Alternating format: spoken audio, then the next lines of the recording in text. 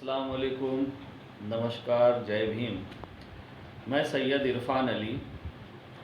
आज मैं आप लोगों से कुछ कहना चाहता हूँ और जो देश के हालात चल रहे हैं इसके बारे में मैं बात करना चाहता हूँ। ख़ास तौर से मैं अपने दलित भाइयों से, आदिवासी भाइयों से और मुस्लिम समाज के भाइयों से।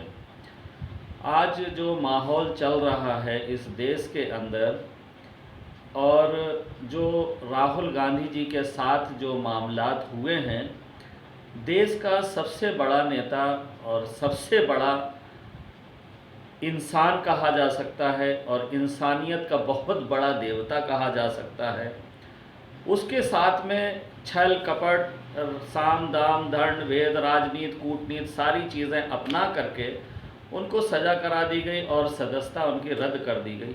ये एक पूरे देश के गरीब आम मजलूम के ऊपर एक चोट है। वो चोट ये है कि देखो, हम इतने बड़े आदमी को, इतने बड़े नेता को जेल पहुंचा सकते हैं तो तुम्हारी कोई विसात नहीं है। आज इसी बात को लेकर के मैं आप लोगों के सामने आया हूं और इसलिए भी आया हूं कि एक इंसानियत के नाते, एक पत्रकार होने के नाते, जो मैंने पत्रकारिता भी छोड़ रखी है वो इसलिए छोड़ रखी है कि हम सच बात बोल नहीं सकते, हम सच बात कह नहीं सकते। अगर हम सच बात कहेंगे, किसी से सही सवाल पूछेंगे तो हम जेल चले जाएंगे।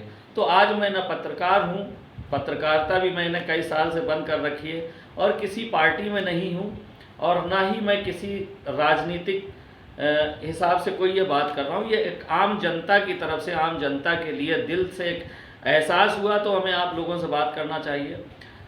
अगर हमें आपको इस देश में जीना है, मुस्लिम समाज के लोगों से कहना चाहता हूँ, ख़ास तौर से दलित समाज, मुस्लिम समाज और आदिवासी, इस देश में अगर सुकून से जीना है तो आने वाले चुनाव में याद रखिएगा, इस देश में अगर कोई पार्टी है, हमारी आपकी बहनों की, माँ बहन बेटियों की इज्जत बचाने वाली कोई पार्टी है, अगर कोई बचा सकता है तो सबसे पहले हमें आपको संविधान को बचाना है। संविधान को बचाना है। अगर संविधान बच गया तो हम आप इस देश के अंदर सुकून से खुली हवा में सांस ले सकते हैं। वरना जो राहुल गांधी जी के साथ में ये जो चोट हुई है, ये जो वारदात हुई है, ये दिखाने के लिए है कि तुम लोग हमारे लिए चींटी हो, कीड़े मकोड़े हो, हम तुमको मसल देंगे। तो याद रखना बहनों और भाइयों, मुस्लिम समाज के लोगों, सपा न बसपा न कोई पार्टी ने कुछ नहीं, आने वाले चुनाव में लोकसभा में सिर्फ संविधान से अगर मोहब्बत करते हो, संविधान को बचाना है, लोकतंत्र को बचाना है, तो कांग्रेस को याद रखना, कांग्रेस ही इतनी बड़ी पार्टी है तो संविधान को बचा सकती है। संविधान बचेगा तो हम आप बचेंगे, लोकतंत्र बचेगा। वरना ये लोग, आप लोग देख रहे हो, ये माँ तो कहते हैं, गौ माता कहते हैं, लेकिन गौ माता को बीफ के नाम से नंबर 1 पे देश को पहुंचाना चाहते हैं। इस तरीके से कितनी बड़ी, मैं किसी का नाम नहीं लेता, कितनी बड़ी दोगलापन, कितना बड़ा झूठ बोलते हैं ये लोग। और मैं ख़ास तौर से अब दलित समाज पे आता हूँ। दलित समाज के भाइयों से मैं कहना चाहता हूँ, जिस समाज के साथ आप लोग चलते हो, जो भाई आज हिंदू समाज के साथ चल रहे हैं, जो आप लोगों के हिंदू हिंदू कहते हैं, बाबा साहब भीमराव अंबेडकर को भी ये लोग हिंदू कहते थे, लेकिन उनको कभी पानी नहीं पीने दिया, कुएं पे नहीं चढ़ने दिया गया, तालाब पे नहीं चढ़ने दिया गया। आज उसी देश में, आज इस डेट में कब वारदात हुई थी बाबा साहब भीमराव अंबेडकर के साथ में, आज मंदिरों में कहीं कोई दलित समाज का आदमी पानी नहीं पी सकता है, लेकिन कभी मुसलमान ने आपको मना नहीं किया होगा, चाहे तालाब में पानी पिया हो, चाहे कुएं में पानी पिया हो, चाहे मस्जिद का पानी पिया हो। कभी आपके साथ में या दलित समाज के साथ में या आदिवासी भाइयों के साथ में, जो लोग आप लोगों को हिंदू कहते हैं, आप लोगों को अपने साथ चलाना चाहते हैं, वही लोग आप लोगों के साथ ऐसा करते हैं। कभी कहीं पर मुसलमान ने आप लोगों का विरोध नहीं किया है, कभी मुसलमान ने आप लोगों को नाजायज नहीं सताया होगा।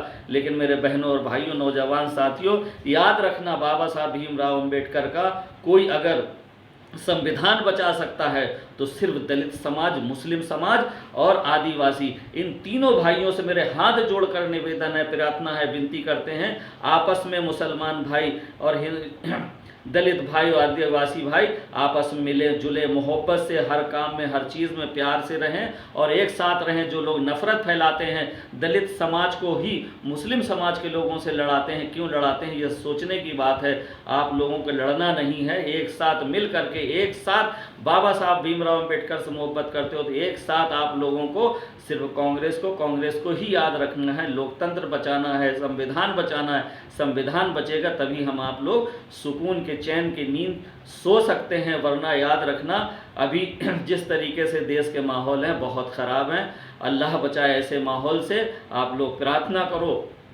और बार बार मैं कहता हूँ, जो आप लोगों के हिंदू कहते हैं वही आपका विरोध करते हैं, वही नीच कहते हैं, वही अछूत कहते हैं। मुसलमान ने कभी ऐसा नहीं किया होगा खुद ऊपर बैठा हो तुम्हें नीचे बैठाया हो। हमेशा मुसलमान बराबर बैठाता है आपको, बराबर से आपकी गिनती करता है, बराबर से आप लोगों को कुर्सी पर बैठाता है, बराबर से एक साथ में एक थाली में एक कटोरे में तुम्हें खिलाता है। लेकिन जो लोग आप लोगों से नफरत करते हैं, जो लोग आप लोगों को नीच, दलित और शूद्र न जाने क्या क्या कहते हैं, वो कभी एक कटोरे में नहीं आपको खिला सकते हैं, एक साथ पानी नहीं पिला सकते हैं, आपके बराबर बैठा नहीं सकते हैं। ऐसे लोगों को आपको पहचानना होगा और मोहब्बत करने वालों को पहचानना होगा। इसलिए आप लोग मुसलमानों से मोहब्बत करो, मुसलमानों के साथ चलो और उन लोगों उनसे उनके साथ चलो जो आपको बराबर इज्जत दे। मैं नहीं कहता हिंदू मुसलमान सनातन धर्म के लोग भी बहुत अच्छे होते हैं। सनातन धर्म के लोग उन लोगों को का साथ पकड़ो जो आपके बराबर लेके चलें, एक थाली में एक कटोरे में खाना खाएं, आपको उनसे भी मोहब्बत करो। लेकिन आज संविधान को बचाना है, आप लोगों के एक होकर नेक होकर के बनना है। यहीं से मेरे बात को समाप्त करता हूँ। अस्सलाम वालेकुम, नमस्कार, जय भीम।